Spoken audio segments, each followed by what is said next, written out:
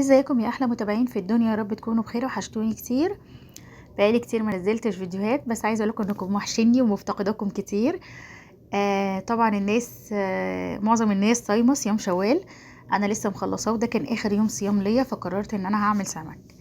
جبت سمك ونسيت خالص ان احنا في مصر هنا عاملين مقاطعه للسمك، يعني عشان اسعاره زادت قوي، فالمفروض ان في مقاطعه. انا نزلت اشتريت وقت المقاطعه، فكان نفسي والله اشارك، بس انا مش عارفه ازاي راح عن بالي موضوع ان في مقاطعه سمك. احنا اصلا مش بنشتري السمك كتير، ده كل كام شهر مره. فعشان كده والله انا غسلته بقى ونضفته كويس قوي قوي قوي.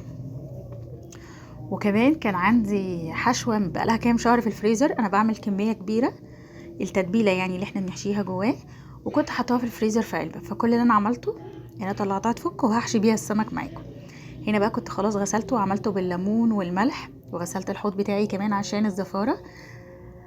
لان انا عندي ابني الصغير بيطلع يلعب على الحوض، فعشان ما يبهدلش نفسه، دي اهم حاجه. هنا بقى كنت عملت الخضره بتاعتي، والخلطه اللي انا قلت لكم عليها عباره عن كزبره، جزر، طماطم، بصل، فلفل، كاري وكمون وملح وليمون وحبه زيت. ده اللي انا حشيتهم بيه، وتوم طبعا. خلاص كده انا جهزتها. عايزه اقول لكم ان انا هنوصل لليفل معين، وهقول لكم ان احنا ينفع كنا طبقنا الاكل ده ركنيه. يعني لو انتي بتشتغلي تقدري انك كنتي تركني الاكل زي ما انا عملت الصينيه كده، وهعمل السلطه مش هحط عليها ملح ولا ليمون ولا خل ولا حاجه، وهركنها برضو.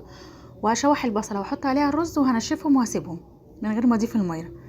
كده تقدري انك تبقي مطبقه نص الاكل. لو رحتي مشوار، عندك تدريب للولاد، عندك شغل، وهتقومي تعملي الاكل بدري وتركنيه لغايه ما تيجي، فدي طريقه حلوه.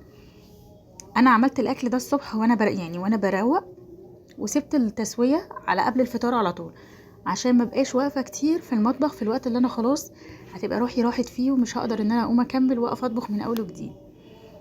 فوانا عندي طاقه الصبح كنت عملت اكلي وسبته. هنا بقى كنت خلاص ابتديت التسويه، حطيت على الرز معلقتين صلصه والملح ومجيايه وخلاص، وهضيف له الميه وهوت يعني، وخلاص كده انا هيبقى الرز بالنسبه لي خلص. والصينيه هدخلها الفرن، عشان بقالي كتير ما نزلتش فيديوهات، بجد حاسه ان انا اول مره اعلق على فيديو. وهنا بقى كنت بعد ما غرفت خلاص، طبعا حطيت للسلطه بصلايه، وحطيت لها الليمون والكمون وحبه خل، وخلاص كده كان الاكل خلص. ما تنسوش بقى لايك وشير وسبسكرايب عشان عندي الصغيره تكبر بيكم.